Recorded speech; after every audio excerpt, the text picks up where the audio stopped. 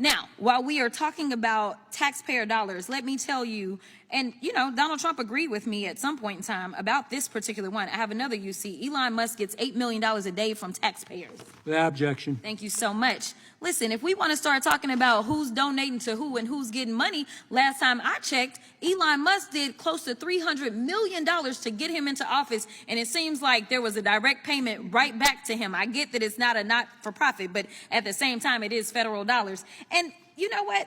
Earlier, someone mentioned these hellholes, talking about the cities, right? Talking about cities being hellholes. I just want to point to Los Angeles. I'm sure that's one of the cities they were referring to when they said that.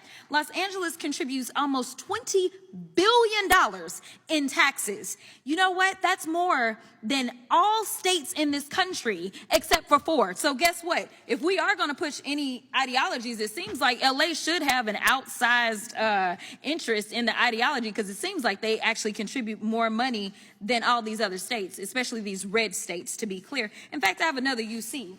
Without objection. All right, blue states are bailing out red states. I have another UC. Without objection.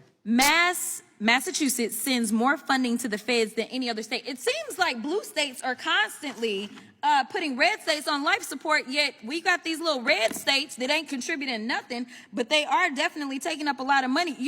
It is interesting because the governor in California, I don't know if you caught this, but Governor Newsom was talking about just holding on to his dollars, because California is what they call a donor state, meaning that they actually contribute more than they take from the federal government.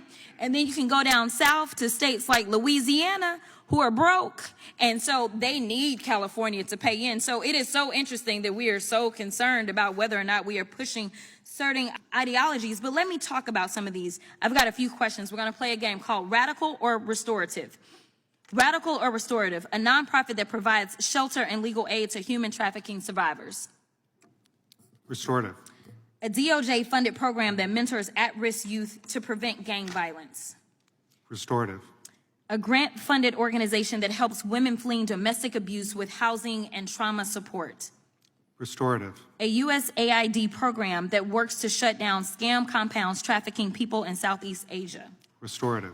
A faith-based nonprofit helping migrant children reunite safely with family. Restorative. A community group receiving DOJ funds to reduce gun violence in cities. Restorative. And the final one is a global initiative that prevents trafficking and keeps people from being forced into labor or sold into exploitation. Restorative. Thank you so much, Mr. Ambassador. What's shocking is some of these programs are the very ones that Trump and my Republican colleagues are working to shut down if we really want to look at who is doing the work to help us.